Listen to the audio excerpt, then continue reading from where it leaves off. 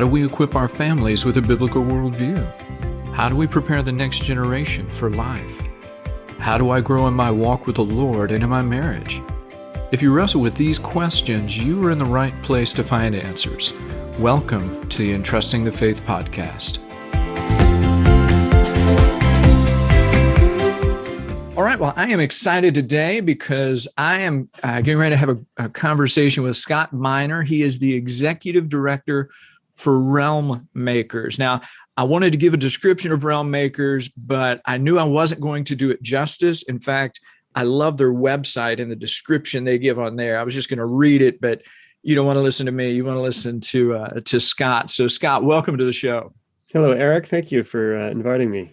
Oh, it is my pleasure. Now, so for those who are not familiar with it, what is Realm Makers? Sure. Generally, everywhere we go, people ask us, like, so are you a publisher or with like this ... kind of a question, because everything we do, we tend to do a bit differently than other people who are doing some of the similar things. So first and foremost, Realm Makers is a community of Christian authors who write fantasy, science fiction, steampunk, horror, all that kind of genre fiction that kind of has a special place in the bookstore, under fantasy, science fiction. And it tends to be different than a lot of the other like Christian fiction that has over the course of the last few decades kind of been out there. A lot of Christians writing these genres, and some are writing Christian stories and what you would consider Christian fiction, but many are not writing Christian fiction, but it's full of a Christian worldview, just in these worlds that they're creating this complete and utter fictional story, and really trying to reach folks who are not Christians, folks who are not going to a Christian bookstore, which is harder and harder to find nowadays, to get their fiction, because there are a ton of Christian readers who read in all the genres that our authors write, but they don't go to a Christian place to find it. They don't expect to. And so Realm Makers, in the way I met you, we're trying to introduce our authors to the Christian readers who are reading these genres. And to a huge degree, that's the people we're meeting. It's their kids who are reading these books. And we want them to know that there are Christians writing in these genres.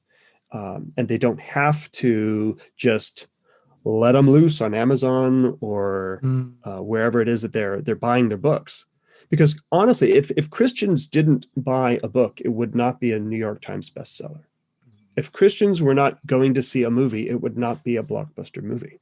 Christians are digesting everything that the world is digesting. Not all of them, but if they weren't, a thing wouldn't be successful. It's just true. I sort of disbelieve the myth that whether people say the U.S. isn't a Christian nation, maybe that is or is not true, but I just think that Christians make up such an enormous portion, and people who love Jesus make up such a huge portion of the country. It's just that there's a lot of people who have been able to divide those people who love Jesus and consider themselves a Christian, who in different ways want to distance themselves from each other, And so at Realm Makers, we make a space for these authors who typically get the hairy eyeball from other authors at the regular Christian Writers Conference. They go to church and people say, "You right? Christians shouldn't be writing horror. Christians shouldn't be writing science fiction. All those science fiction books, they're all atheists."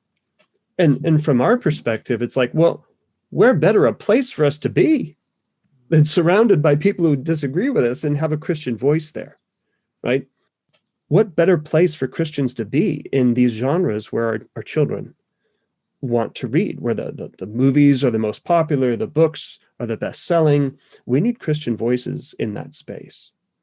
And so we need to just be there as parents, as professionals, and as Christians.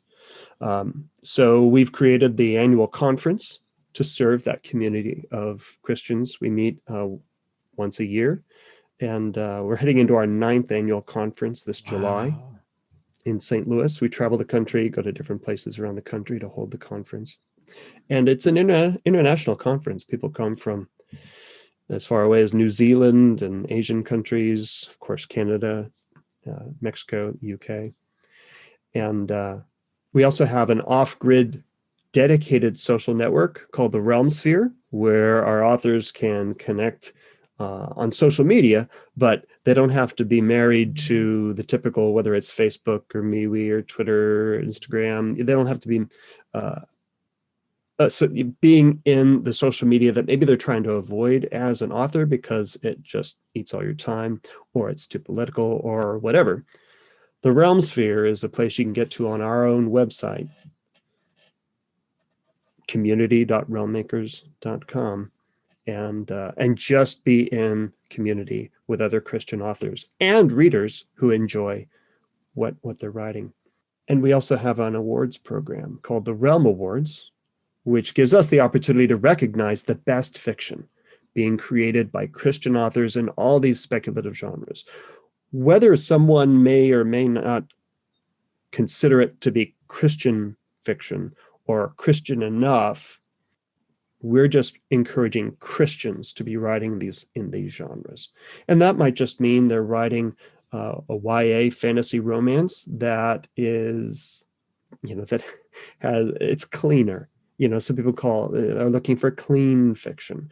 Some people are looking for gritty, but still clean fiction. Other people don't need that. They're not looking for someone to sanitize or clean up their fiction. They're just digesting what everybody's writing and are looking for a great fantasy, an epic fantasy. But over the course of the whole book, it leads you to an understanding of biblical principles.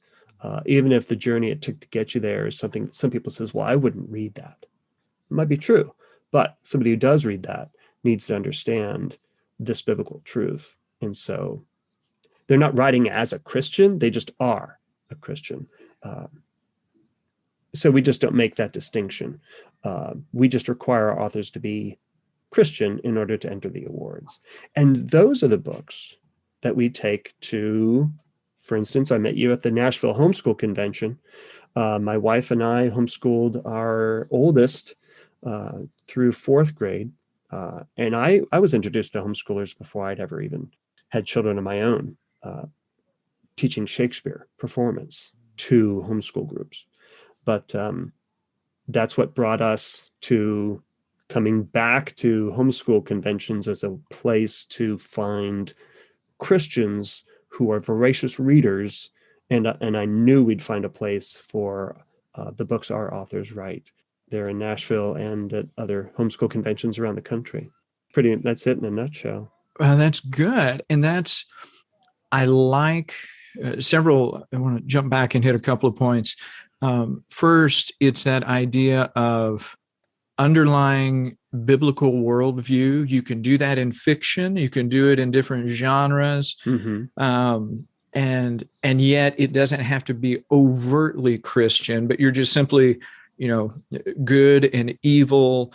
And you can use that as the foundation for your story and write great stories, even though they are not overtly Christian, but really kind of positioning it from that biblical worldview. Right. And some certainly is. Some of it certainly is. Much of it is not, just because the authors are targeting people who aren't Christian to digest the books that they love and get something other than the atheistic, nihilistic, hedonistic worldviews that they're getting in the other fiction. And that's and with that is it's very real. And sometimes I think people don't realize the worldviews that they're reading. It can be kind of subtle, and so that's something.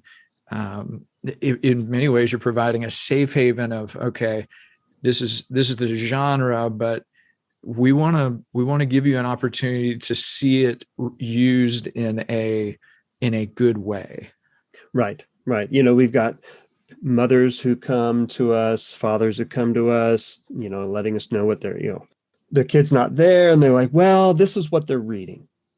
And we can take that and go, oh, okay, well, if they like dystopian young adult fantasy, well, here, let me guide you to these 2 or 3 different series.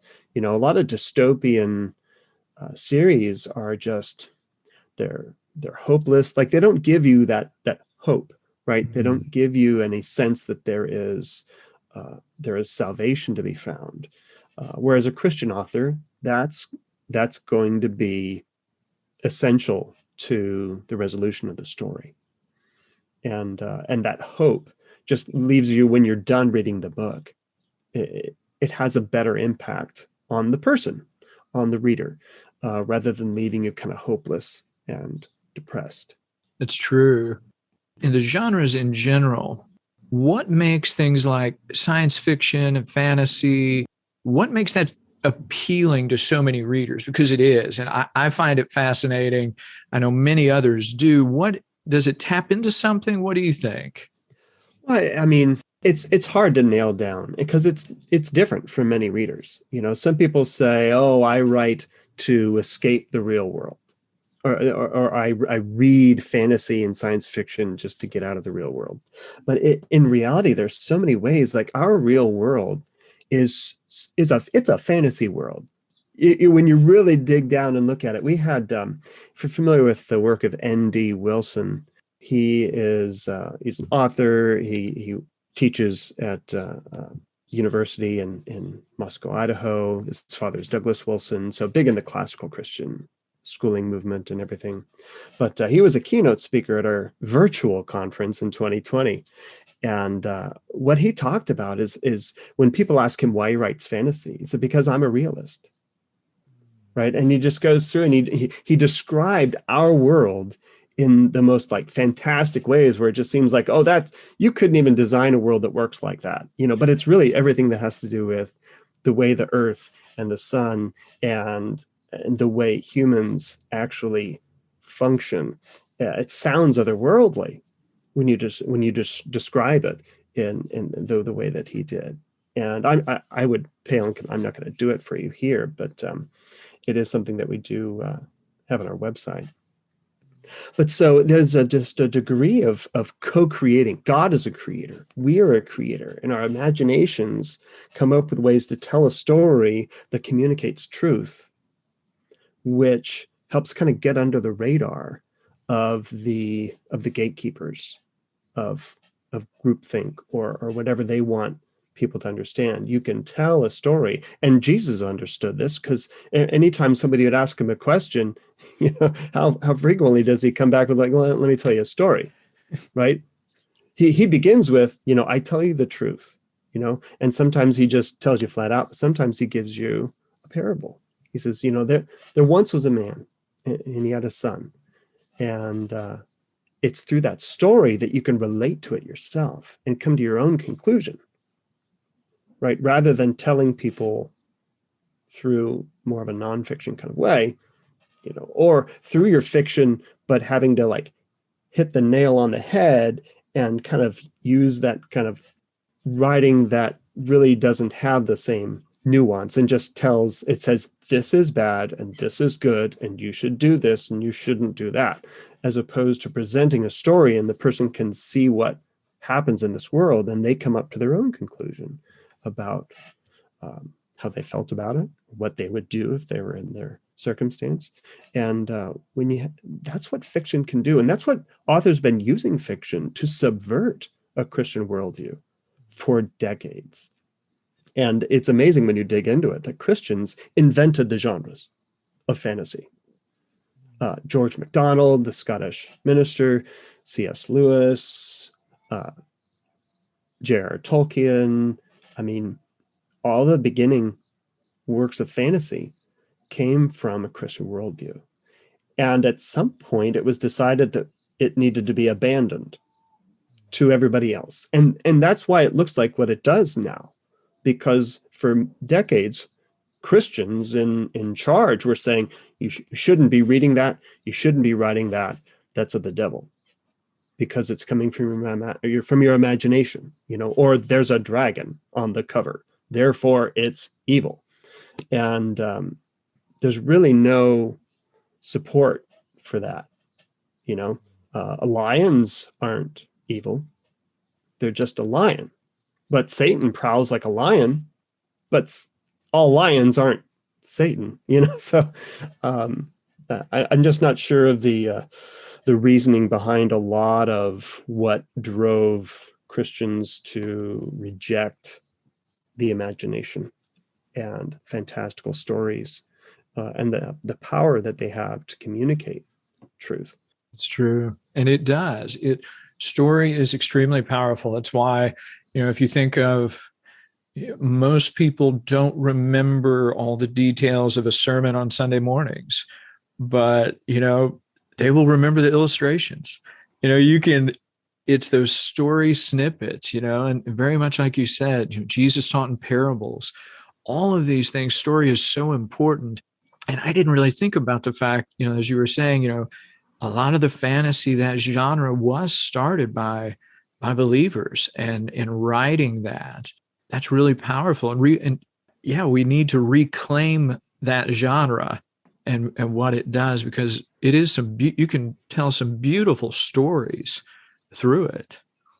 Absolutely. It's harder to reach the folks who are fans of that work, even if they're Christian, if you turn the book into a sermon, right?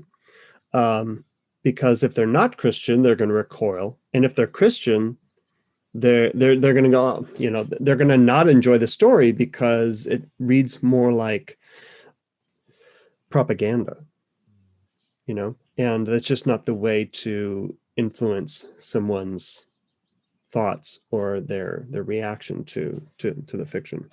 So, and I'll be honest with you, I'm not an author. I'm the author's husband who just got involved because I was seeing a huge disconnect in the whole economy of Christian authors going to Christian writers' conferences to meet Christian publishers and Christian agents, to get published by those Christian publishers, to be in a Christian bookstore, to be found by Christians, and those fantasy and science fiction authors being just rejected for the stories they were writing.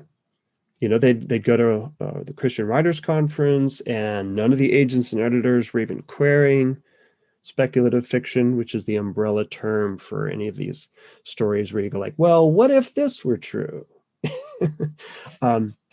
So there was, the marketing sessions didn't qualify as helpful because these fiction writers aren't writing books to have a speaking engagement where they're speaking at the men's breakfast and selling the book of the narthex. They're just writing some fun fiction that has a Christian worldview, that is something to compete with what the world is putting out there. There's a huge range of books that our authors are writing, and we bring it all, not only to Christian homeschool conventions, but we bring these same books by Christian authors to fantasy cons and sci-fi cons, to comic cons, the Boston Book Festival, Baltimore Book Festival, Nashville Festival of Books. We take these books out into the world as well, where no Christian publishers are doing that.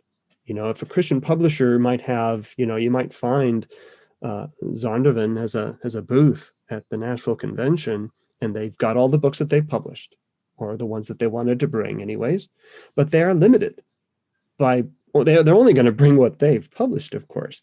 And we don't have that limitation. We go from the authors we have relationships with, who are the ones that have won awards through the Realm Makers Awards program, and those who we've invited to be on faculty, right? We just bring the best books, because there's it's hard to separate the wheat from the chaff in anything on Amazon. It's just full of everything. Yeah. So we just try to curate the best and bring it everywhere that we go. And we did 26 events in 2019. Wow. We did one in 2020 before everything fell apart. And so now here in 2021, we're kind of doing the things that we had scheduled in 2020 that have carried over. But in 2022, we're planning on getting back into the swing of things and doing a lot more events. So how did, just before the show, we were talking about how, you think back a year and it's like, oh no, we missed a year. It's been 2 years. Right. How did you manage through sort of last year with the pandemic? You say you did 26 in 2019 and you did one last year for an organization that, sells books and is usually in front of people like in person. What did you do? Well, and to some degree, we did what everybody else did in terms of logistically. We have an in-person annual conference, and we went virtual.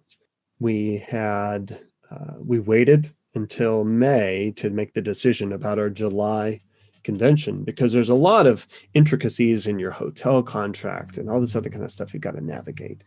And so we knew very well when some of the other homeschool conventions had to cancel. I didn't ask for a refund because I was so thankful for the folks coming to our conference didn't ask for a refund. But we just had to get creative in terms of doing something that is as effective as possible, but also taking the time to reevaluate how we're going to be moving forward into the next decade. So there's just a lot that we did in the context of restructuring our planning committee and how many people we have on it, bringing more people on board, beginning to have more people in positions of leadership as opposed to just Becky and I and a bunch of volunteers, because we'd grown such that we're trying to keep everything afloat like we were still a small organization. Beyond the point where we had grown beyond that. And it just takes time. And if anything, 2020 did is it was a catalyst for making that change, making it supremely evident that change was necessary, forcing our hand in making changes. And you just end up saying, well, while we're making these changes, let's actually really, really, really dig down to the core of what we're doing and build a new foundation. So that's what we spent 2020 doing. And we've really had a breakthrough year here in 2021.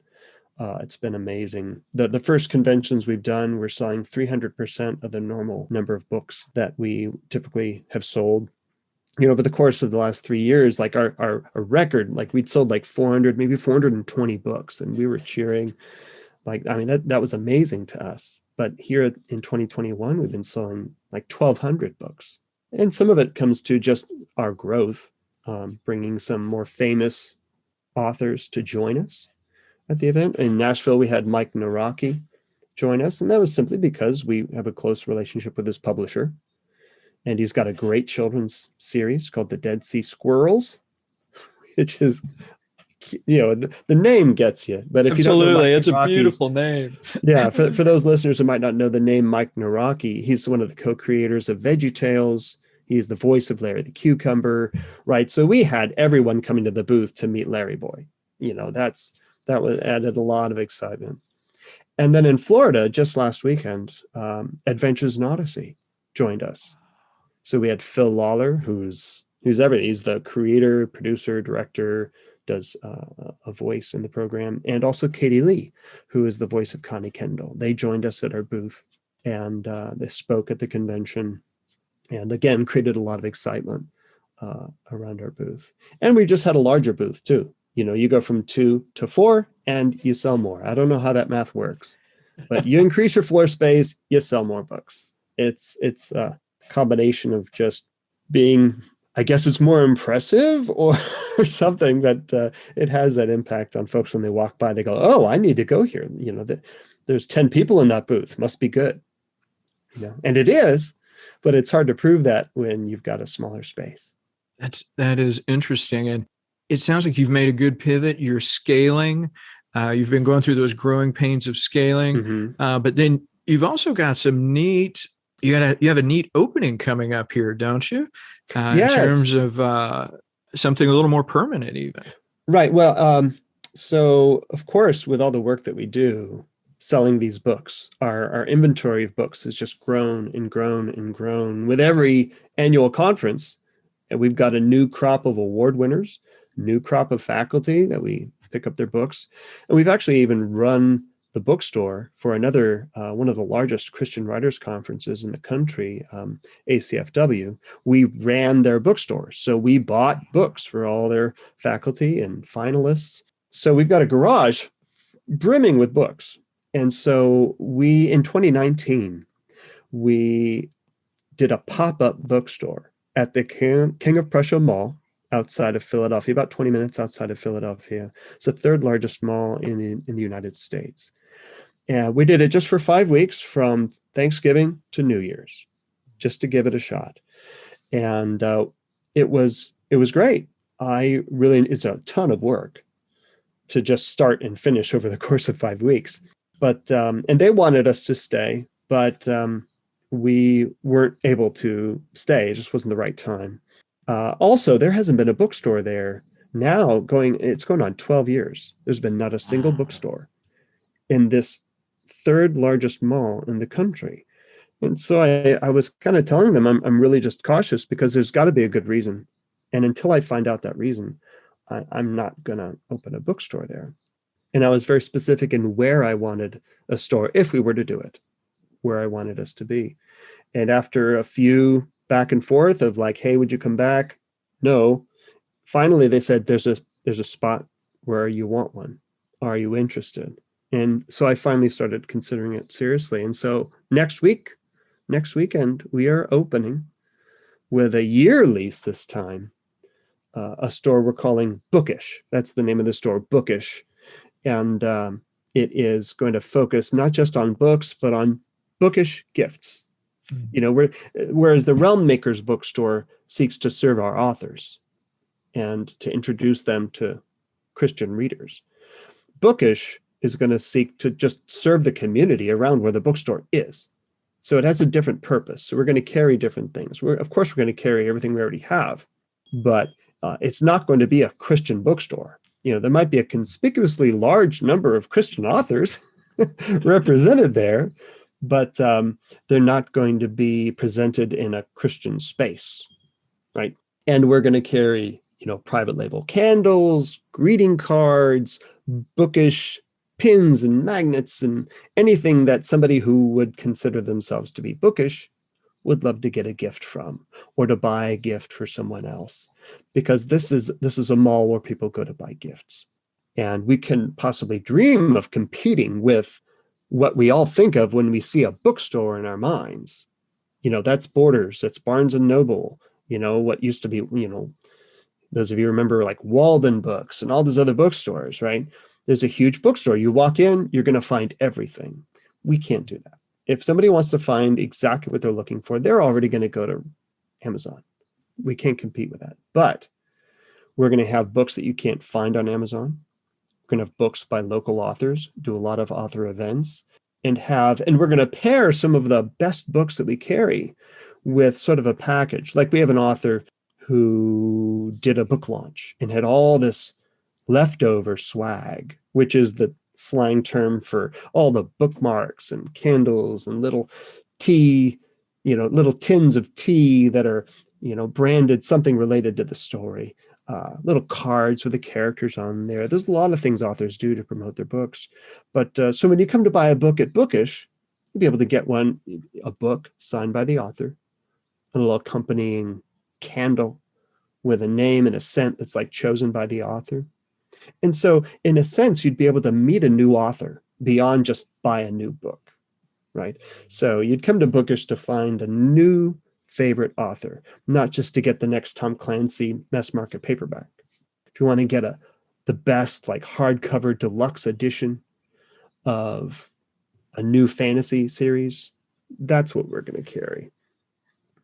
And we'll broaden what we carry beyond fantasy and science fiction, depending on who's walking by, who is in our community, what are they looking for, and serve them as best we can. So we're really looking forward to it. It's going to be a lot of fun. It's going to be a lot of work, but it's going to help us to get a lot of these books out of the garage and put them in a store where we can sell them the rest of the year.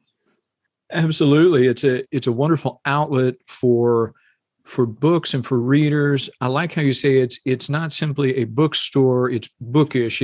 It's sort of that everything that sort of goes with that environment, Right. the gifts, and it's that for bookish people like me, I appreciate that. There's that almost that tactile sense of things that are very book related, that is comforting and appealing, to be able to even be around, let alone to be able to buy for myself or others as gifts. It's just a great experience. You're right. It is true. There's this like bookish culture out there, but I was surprised when I started looking for it. I started looking for this bookish culture in going to Hobby Lobby, going to Hallmark, and I found nothing. Wow. Nothing literary. Maybe coffee and cats, but it didn't go literary. And coffee and cats are totally bookish, right? But I was shocked. There's no place we could go to buy sort of bookish gifts except the internet. So we're really trying to lean hard into that bookish culture and just serve them with, if you know somebody who is bookish, you'll find some fantastic stuff to get for them. And even the greeting cards, they're high-end greeting cards that are just beautiful. My wife is an artist and an author, so we have a really high expectation for what we're going to be carrying if we're going to sell something. You can go over to Rite Aid and get the American Greetings. That you can find that without our help. We're going to help you find really excellent, fantastic, whether it's greeting cards or just a magnet for your fridge, something to give as a gift, a little bookmark and a pin, small little thing to share with a friend who loves something that you love too. That's really neat. And, so my kids, they're all readers of different genres and different, we'll call it different capacities. Mm-hmm. Like my oldest daughter, she is like a voracious reader. Yeah. Like my others they read, but not quite to that level.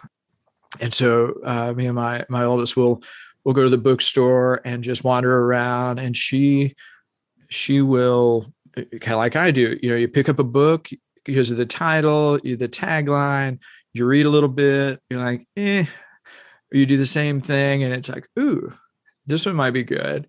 And then you make notes, and then, you write it down. And it seems like too, it's just a neat way for, bookish is a neat way, not only for some gifts and for those ways to connect with people in that way, but even for people to come in and really experience authors and be able to check out a few pages of their work and go, that might be pretty good.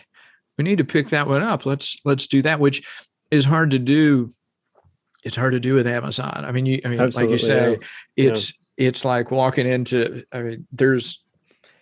it's so big that it's hard to find stuff in that capacity. Right. And so, right. I and it's love also that too. Notoriously difficult to buy someone else a book.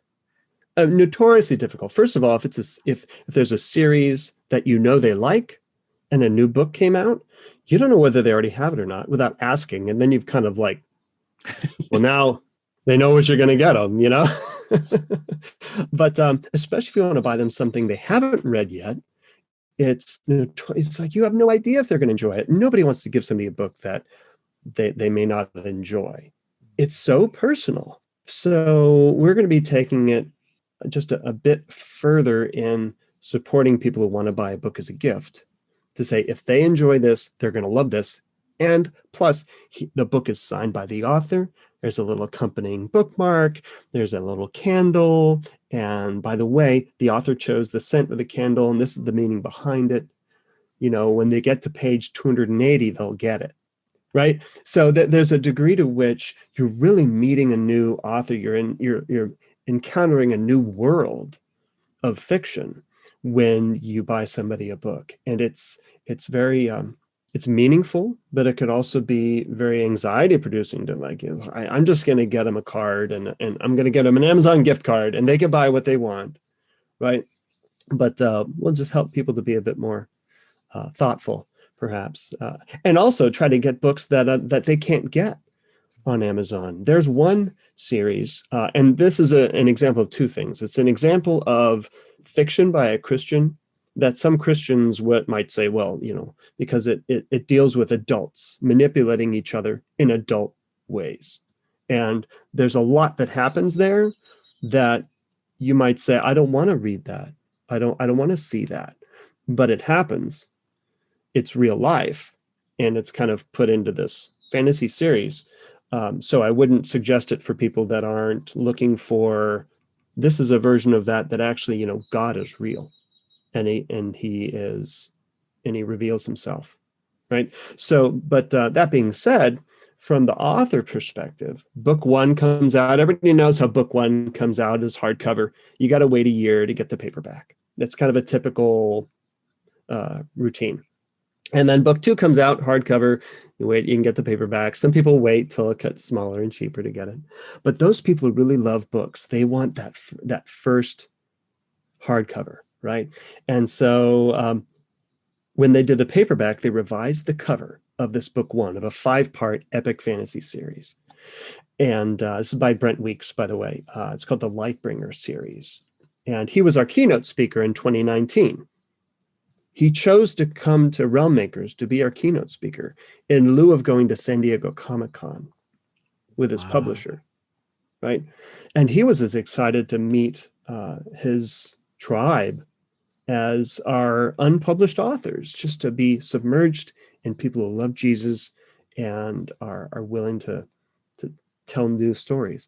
But the point of that I'm really making is just having to do with the fact that the paperback came out with a different design for the cover of this series, and the book two hardcover matched the paperback, not the original hardcover. So now you've got it looks different on the shelf, which is supremely annoying to book lovers, right? And if you bought book three, book four, book five, you've got all the hardcovers, book one doesn't match. Well, that made Brent, nobody likes to see that. So he actually had the publisher print new dust jackets that matched the paperback. And so you can only get the original hardcover because he bought them all when they went on remainder. So they're all in like his basement, right? The only place you can buy them is from Brent Weeks to get the original hardcover of, and it's got the original dust jacket on it, but it's also got a dust jacket that he had created that matches now. It'll match the rest of this set. So it makes everybody happy. Wow. But so we'll have some copies of that signed by Brent Weeks, just something super special.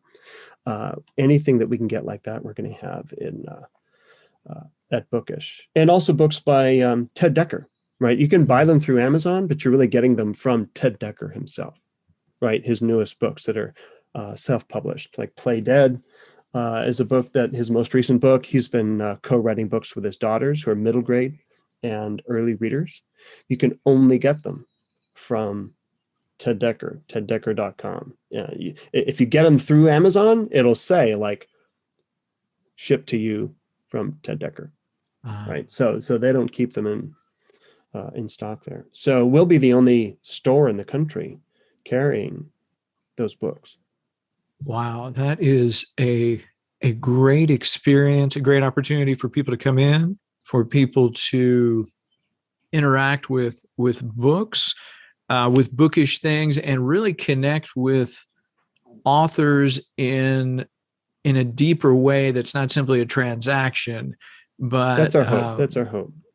And yeah. It's just because of the relationships. It's because Ted Decker was a keynote speaker in 2017. So we know him and we know his organization, and he's become a good friend.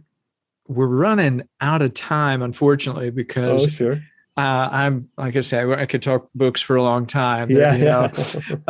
But for those who want to know more about you, about Realm Makers, about your materials, where would you like them to go? realmmakers.com. You can get everywhere from there. We've got other places where you can go, but the hub is realmmakers.com. If you're looking for books, go to the store. If you're looking for community, click on community. If you are a Christian writing in these genres, you have a book published and that's going to be published in 2021, go to the awards and submit for the Realm Awards. It opens every January 1st for books published the previous year. And we'd love to see you. And if you are a reader, we would also encourage you to enter our community. There's a free level of becoming a member of the Realm Sphere. And then authors can pay, subscription to be an official member, and they get benefits. Eventually, we might have like premium reader access in the Realm Sphere out into the future, but just one step at a time. But if you'd like to meet our authors, join our community. And if you'd like to read their books, come to store.realmmakers.com. And if you are in the greater Philadelphia area, we'd love to see you at the King of Prussia Mall. We will be right outside Dick's Sporting Goods. We share a wall there, and it's a very busy entrance. We would love to see you there. Awesome. Well, I will make sure that information gets in the show notes. So for anybody listening, you can just scroll down, look at the show notes, check out Realm Makers, check out their store. It is really good stuff. So Scott, thank you so much for joining me today. It was a great conversation. Thank you, Eric. Thank you very much for having me. I love talking about it. Obviously I'm passionate about it, but it's what I do to serve the fantastic people who support the conference. Well, good deal. Well, thank you again. And everybody definitely check out Realm Makers. And it is good stuff. Thank you, Eric. Wow. So thankful to be able to speak with Scott Miner from Realm Makers today. Several things just jumped out at me from our conversation. First, it's just the importance of the Christian imagination, how we think and reason, how we tell stories, and how we can put a biblical worldview even in those stories, and how important that is.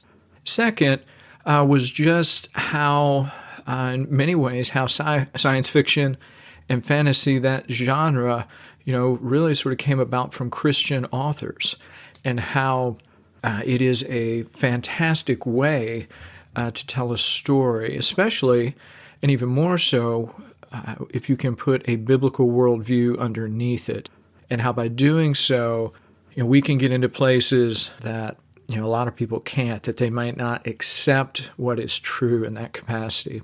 And lastly, just so thankful for the work that they're doing, excited for the community that they have developed for Christian writers. And so, because we need that community not only in the church, but also a writer or any type of person in that capacity, just having like-minded people around you to be able to do life together is important. So great conversation. Definitely check out their website. Thank you so much. If you found this episode helpful, please leave a review for us wherever you listen to podcasts. Doing so will help others to find us. Check out the show notes for resource information. We encourage you to do that for links and other references. We'd like to hear from you, so you can message us your questions or comments on Facebook, Instagram, at Entrusting the Faith. You can email us at info@entrustingthefaith.com. If you go to our website, which is www.entrustingthefaith.com, you can sign up to our email list and receive free resources as well as upcoming podcast episode information. So check it out. Lastly, just remember, legacies are built a day at a time. So start now.